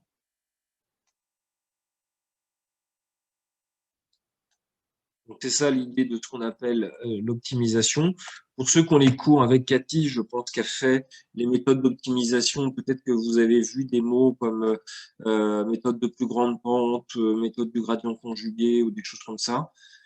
C'est une question en fait. Ouais. Est-ce qu'elle vous a parlé de ça ou elle zappe maintenant sur ces parties-là? Honnêtement, je me souviens pas. Ok, ok, ok. Bon, d'une façon générale, c'est très, très, très maths, d'accord? Puis c'est pas très intéressant en fait. Pour tout vous dire, c'est pas très, très intéressant. Les méthodes d'algorithme génétique, c'est des méthodes qui sont basées sur la bio. Il y a beaucoup de choses qui sont basées sur la bio en fait aujourd'hui qu'on utilise et qui permettent justement d'optimiser des choses. Alors c'était sur les diapos qu'elle est suivre, mais je vais zapper un petit peu ça parce que c'est peut-être trop théorique. C'est pas forcément le plus intéressant dans ce cadre-là à voir. Ok. Bon, c'est la partie la plus dure hein, du cours, hein, ça. Hein. Donc, je vous dis, on zappe un petit peu ça parce que, à moins que vous vouliez des explications, hein, je peux vous expliquer, mais c'est pas forcément la meilleure méthode pour, enfin, comment dire, ça dépasse un petit peu le cadre de ce cours-là. Et puis, normalement, au début, je me suis un peu planté là-dessus. J'ai cru que tout le monde avait eu les cours avec Cathy, mais même avec ça, j'ai l'impression qu'elle avance pas si vite que ça et que il faudrait que je vois avec elle. Mais elle m'avait pas répondu, hein, à mon mail, mais c'est pas très grave. Mais pour qu'on sache un petit peu précisément mieux s'accorder. Et si tout le monde n'a pas les mêmes parcours, il faut absolument qu'on fasse les choses un petit peu, qu'on reste sur des aspects plus superficiels que ça. Après, les cours avec Madame Etchebest, ils étaient un peu chaotiques à cause du distanciel. Donc, je pense Ah que c'est pour ouais, ça aussi qu'on a été très ralenti. oui, oui, oui, oui, non, mais c'est quelqu'un que j'aime bien, hein, c'est pas la question. Je veux pas reporter une faute si tant est qu'il y a une faute.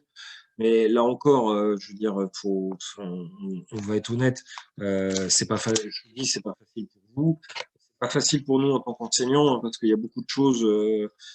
On te voit beaucoup moins aussi en tant qu'enseignant. Donc, ça fait partie des réalités, c'est-à-dire que normalement, on est beaucoup en distanciel nous aussi hein, puisque normalement la norme devrait être de faire du télétravail. Donc du coup, comme on est beaucoup en distanciel, bah, on se voit moins. Comme on se voit moins, bah, voilà, il y a beaucoup d'informations qu'on zappe et là encore, ça aide pas là-dessus. Mais bon, sans parler de panique, parce que ça sert à rien de paniquer, je vous dis, de pas connaître la différence de tout ça, c'est pas l'essentiel. L'essentiel, en fait, on va le voir. Là, je fais plutôt les parties méthodes, mais l'essentiel, ça va être surtout sur les applications on fera peut-être certainement sur le prochain cours, c'est-à-dire le criblage virtuel, qu'est-ce qu'on peut faire avec ça et à la limite ne pas savoir précisément qu'est-ce qu'il y a dans le logiciel c'est pas extrêmement grave non plus.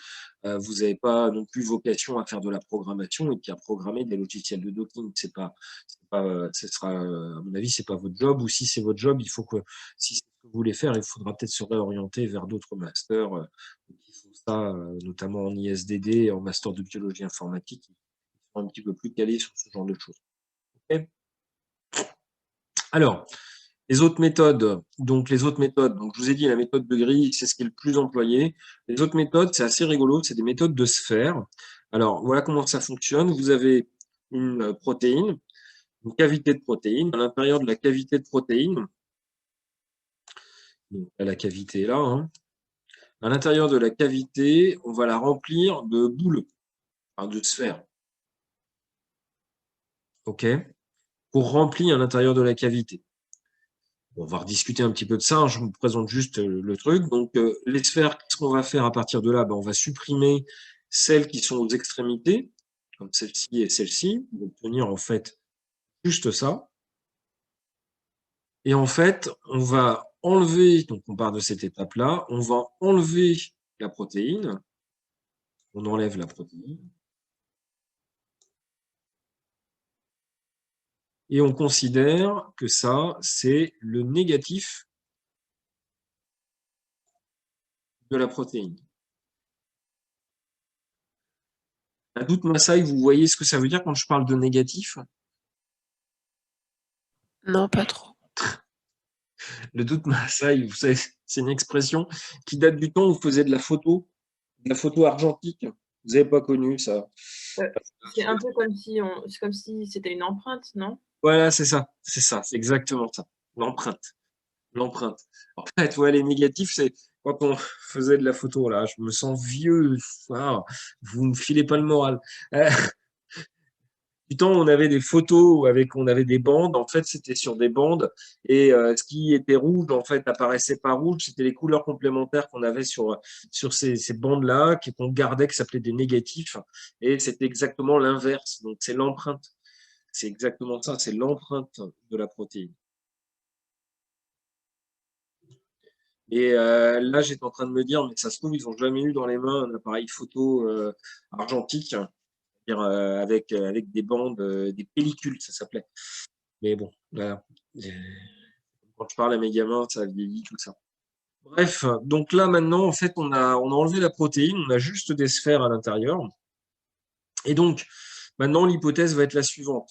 On va faire l'hypothèse suivante que les distances entre les centres des sphères, donc ces petites distances-là, elles vont correspondre à des distances entre les atomes. Entre les atomes, notamment les atomes lourds, c'est-à-dire tout sauf hydrogène. Et donc, l'algorithme va chercher, animation PowerPoint, l'algorithme va chercher à trouver un maximum de situations où vous allez avoir justement ces centres de sphères qui vont correspondre aux positions des atomes. Alors, ça peut paraître un petit peu bizarre, mais c'est une méthode qui fonctionne assez bien. Donc voilà un petit peu un exemple de méthode, cette fois-ci, qui avait été employée sur un article qu'on avait fait, ça commence à dater, ça date d'une dizaine d'années. Mais on a ici les sphères, donc on voit évidemment qu'il faut en enlever quelques-unes, hein, le système en enlève quelques-unes, et à la fin, eh bien, on place un ligand, donc le ligand il est placé par docking comme ceci, et en gris, ce qui est représenté ici en gris, c'est la structure RX. Donc pourquoi la structure RX? En fait, c'est-à-dire qu'avant de faire du docking sur des composés que vous ne connaissez pas, on commence déjà par essayer de reproduire les structures expérimentales. Si vous n'y arrivez pas, il faut arrêter, il ne faut pas faire de docking. D'accord? Donc ça permet un petit peu de valider notre système. Et là, là, c'était pas trop mal, c'est-à-dire que il y avait bien un flip à un ou deux à un endroit, là, c'était pas exactement pareil, mais sinon, la localisation n'était pas trop mauvaise dans ce cadre-là, et donc on pouvait dire que ça fonctionnait bien, et c'est une méthode qui ne fonctionne pas si mal. Alors, il y a un logiciel, parce que je n'ai pas vraiment parlé de logiciel, il y a un logiciel qui est gratuit qui s'appelle Doc, qui fonctionne là-dessus. Alors, cette technique, elle agit plus sur la forme des molécules que sur vraiment des interactions et des complémentarités d'interactions. Est-ce que vous voyez ce que je veux dire? C'est-à-dire qu'en fait, il faut rentrer dans ces espèces de sphères Donc, à partir de là, ce n'est pas tellement mettre un plus en face d'un plus qui est important, c'est surtout d'avoir la bonne forme. Ce qui en soi n'est pas complètement idiot. Cela étant dit, ça va avoir tendance à surestimer l'effet de Van der Waals, c'est-à-dire tendance à surestimer la forme que vous allez avoir du composé. Alors que la méthode qu'on a vue précédemment, la méthode va avoir tendance à surestimer les interactions électrostatiques. Autre problème, c'est les dimensions des sphères. Si vous prenez que des sphères qui sont trop grosses ou que des sphères qui sont trop petites, ça va avoir aucun sens. Alors, pour vous dire, on ne fait pas un calcul de docking, on en fait plein et on change les sphères entre les deux, de façon à avoir plusieurs réponses et à la fin, on va prendre la réponse la plus intéressante. Ensuite, les autres problèmes, c'est est-ce que faire correspondre des centres de sphères, ça a un intérêt ou ça a une conception réelle là-dedans? Non, c'est clairement pas là-dedans. Ensuite, la flexibilité du ligand, c'est plutôt avec des ligands rigides. Mais bon, c'est une vieille méthode. En fait, c'est la première méthode qui a existé. C'est une vieille méthode, mais ça marche et c'est encore employé aujourd'hui. Et c'est assez bluffant, en fait, parce que pour des ligands bien rigides, en fait, ça fonctionne plutôt pas mal. D'accord? Allez, troisième et dernière méthode, je vous ai dit, il n'y en avait que 3 des méthodes. Hein. Donc là, on arrive sur une autre méthode. Donc, toujours pareil, on a la cible, le site d'interaction, on a les ligands, on fait le mariage. Donc ça, c'est ce qu'on appelle une méthode incrémentielle. La méthode incrémentielle, elle fonctionne comme ça. Donc vous avez le ligand, on part du ligand, et on va diviser le ligand en fragments. On divise le ligand en fragments. Le ligand en fragments. Donc c'est ce qui est ici, c'est-à-dire que vous allez couper cette liaison-là et cette liaison-là, parce que c'est des liaisons sur lesquelles vous allez pouvoir tourner autour. Vous allez définir maintenant, enfin le logiciel va définir les interactions comme des interactions parapluies. C'est-à-dire que si vous avez une liaison hydrogène, entre cette fonction cétone et cette fonction NH, amine, eh bien, en fait, vous allez avoir une liaison hydrogène si la cétone est placée là, ou là, ou là, ou là. Et pareil, le NH, il va, en fonction de l'endroit où va être localisé, il va faire une fonction cétone aussi. C'est-à-dire qu'en fait, on peut définir un espèce de cône sur lequel vous allez pouvoir créer une liaison hydrogène. D'accord? Un cône dans lequel il est possible de faire une liaison H. Et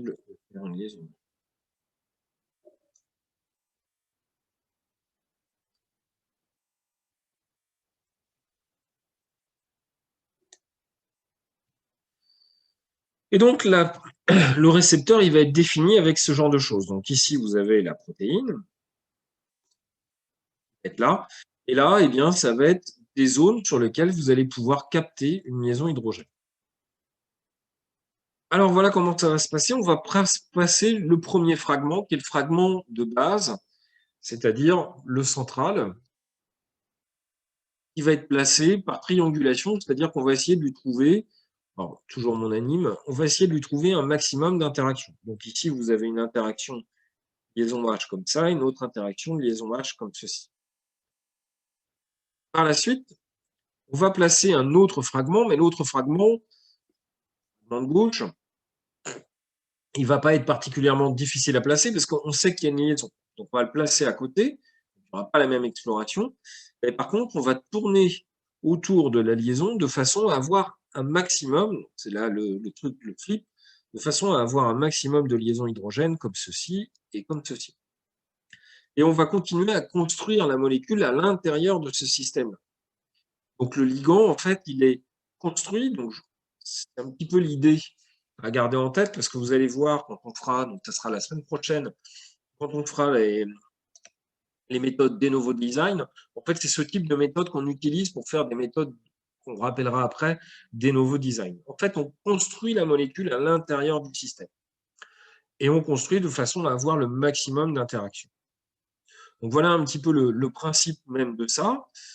Dans ce cadre-là, la cible ne peut être qu'une protéine, puisque ça n'a été paramétré que sur les protéines.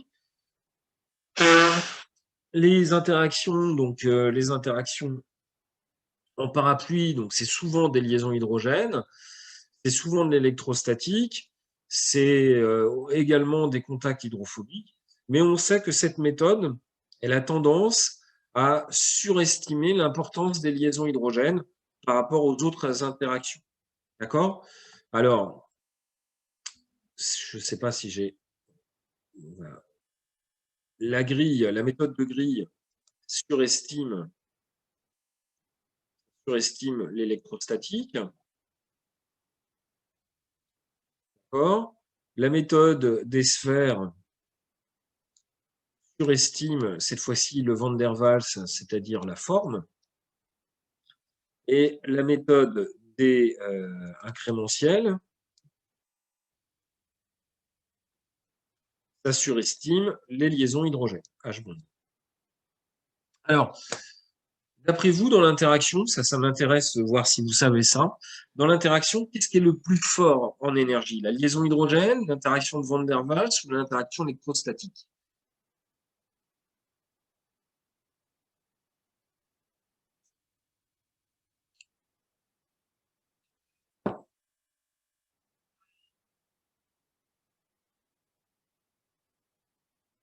Personne qui a d'idée là-dessus?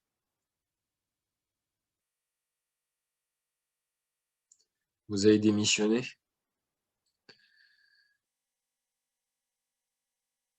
Vous pouvez répéter votre question, s'il vous plaît? Oui, je vous en prie.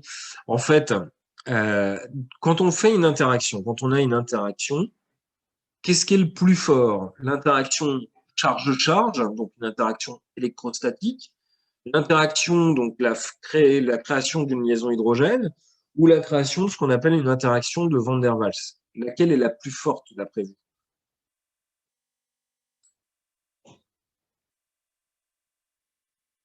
Je sais pas si vous avez vu ça en cours à un moment ou à un autre.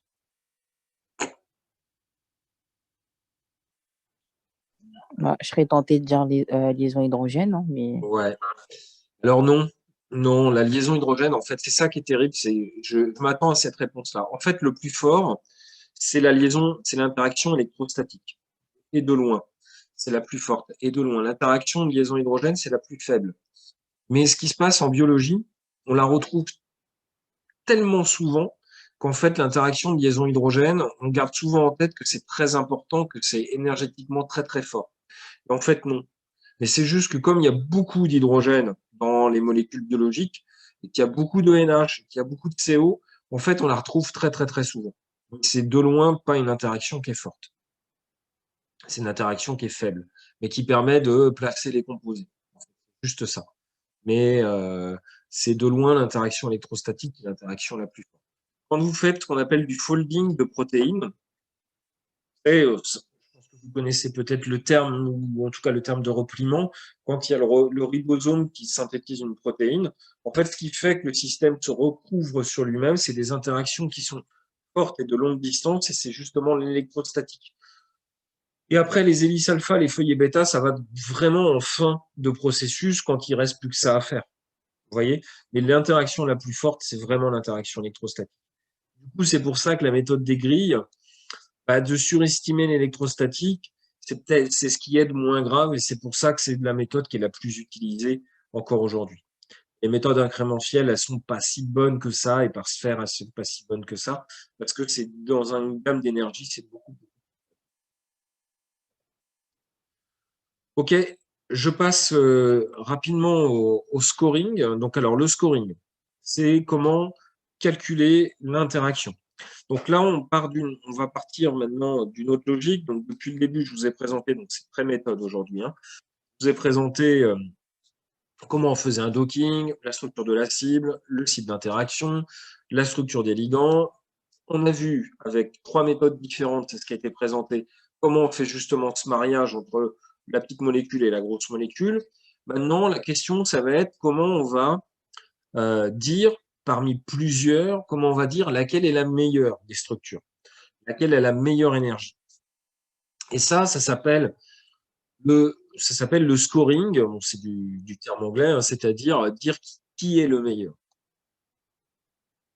Qui est le meilleur. OK? Alors, l'objectif de ça, c'est d'être rapide, c'est d'être capable de comparer des résultats par rapport à des données expérimentales, donc ça, c'est pas toujours évident, mais c'est surtout là que ça va être intéressant, être capable de distinguer des vrais inhibiteurs de faux inhibiteurs. OK? Et l'autre méthode, c'est être capable de ranger les ligands et de vous dire, non seulement de vous dire que celui-là, ça sera le meilleur, mais vous dire, ah ben non, celui-là, c'est le meilleur, et celui-là, c'est le deuxième, et celui-là, c'est le troisième. D'accord? Donc, je vous dis avec des précisions, ce n'est pas réellement possible de faire tout ça, mais c'est un petit peu l'objectif qui est pris dedans. Alors, il existe plusieurs méthodes qu'on ne va pas trop décrire, parce que si vous n'avez pas tous les cours avec Cathy, mais voilà, il y a une méthode qui est basée sur le champ de force, qui en fait va calculer l'interaction. Donc, c'est basé donc, sur les champs de force, en fait, où vous allez calculer ici l'énergie électrostatique.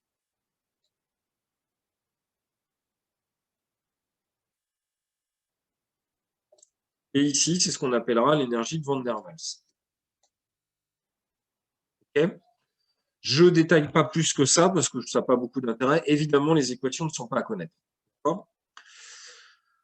L'avantage, c'est rapide, il y a une bonne paramétrisation. Maintenant, le désavantage de ça, c'est que l'électrostatique, c'est souvent surestimé, on en a déjà parlé, et il n'y a pas de prise en compte de l'entropie dans ce cadre-là. Je ne vais pas détailler non plus la différence entre enthalpie et entropie, parce que je pense qu'on sort du cadre de ce cours-là. Alors, celle-là, elle fait peur au niveau équation, d'accord? Elle fait peur, mais c'est ce qui est le plus employé, mais je vous rassure tout de suite. Alors, c'est une autre méthode qui existe, qui vous calcule l'énergie. Vous avez ici, bon, ici, c'est le Van der Waals. Ici, c'est le calcul spécifique de la liaison hydrogène. Si on le retrouve ici, c'est l'électrostatique. Ça, c'est une correction du solvant. Correction pour l'eau. Alors, pourquoi une correction pour l'eau? Parce que ce sont des interactions entre deux charges positives. Par exemple, Na et Cl, Na plus et Cl moins. On est d'accord que si vous avez Na plus qui est à 80 angstroms ou à 100 angstroms de Cl moins, ils ne vont pas s'attirer. D'accord? Pourquoi ils ne vont pas s'attirer? Parce que les molécules d'eau entre les deux vont écranter ces charges-là. Ils ne se verront plus. Si au contraire, vous êtes tout près, eh bien, du coup, il n'y a même pas de molécules d'eau entre les deux. Du coup, l'interaction est maximale. Donc, il faut prendre en compte cet effet-là et on le prend en compte par cette espèce d'équation corrective qui permet de corriger tout ça. Alors, les autres paramètres ici sont des paramètres anthropiques. Alors, le premier paramètre, c'est dû au fait que quand vous avez une molécule qui est libre en solution et qui ensuite interagit, eh bien, vous avez ce qu'on appelle une perte de degré de liberté. Et ça, c'est jamais positif. Donc, le premier terme, c'est la perte de degré de liberté.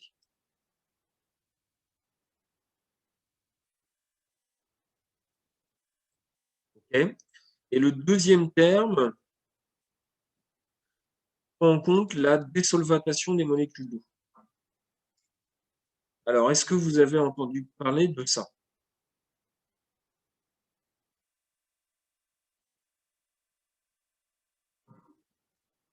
Oui ou non? Non. Alors, c'est ce qu'on appelle l'effet hydrophobe.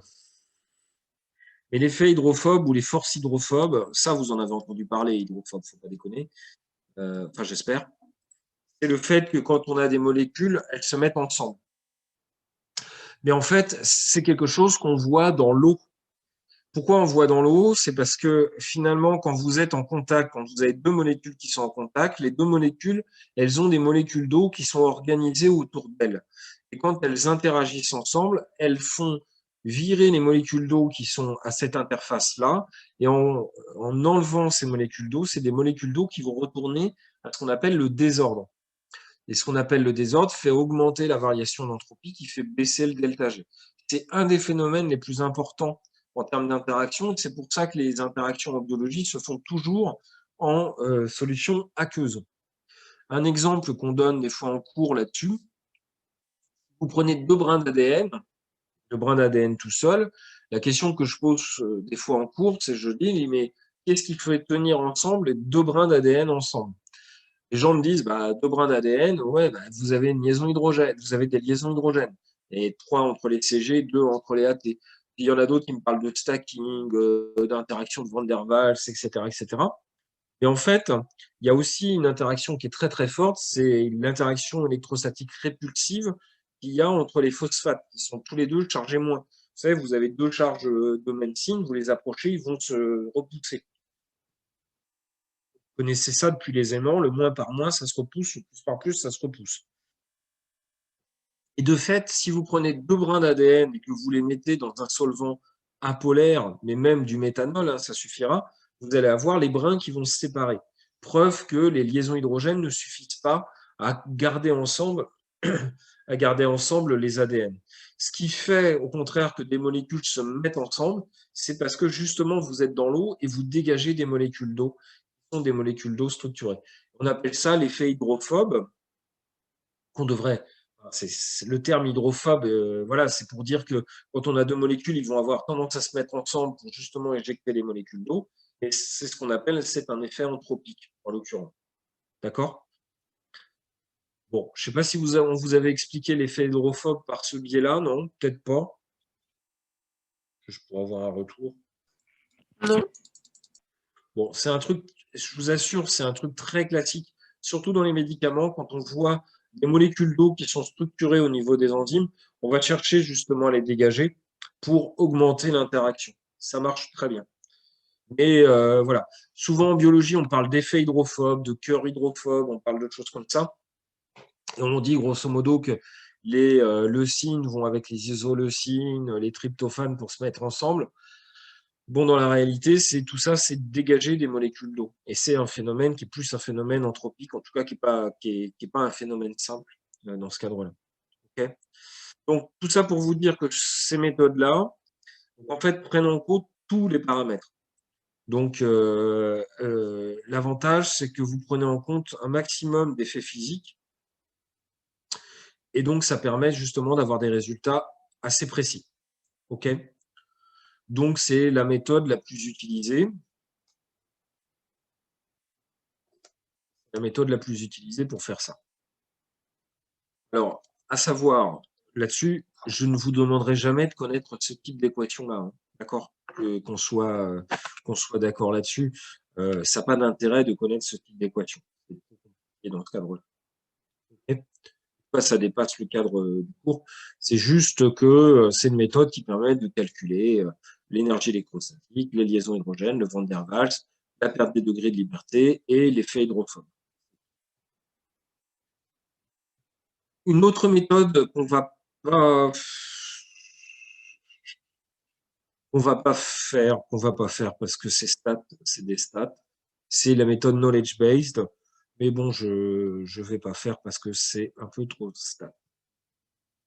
D'accord.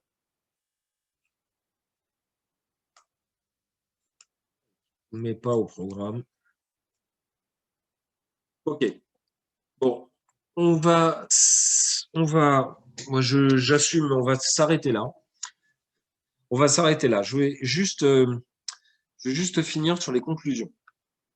Alors les conclusions, notamment sur les applications et à quoi sert le docking. Le docking, ça sert à localiser un ligand à l'intérieur d'une macromolécule biologique, généralement une protéine.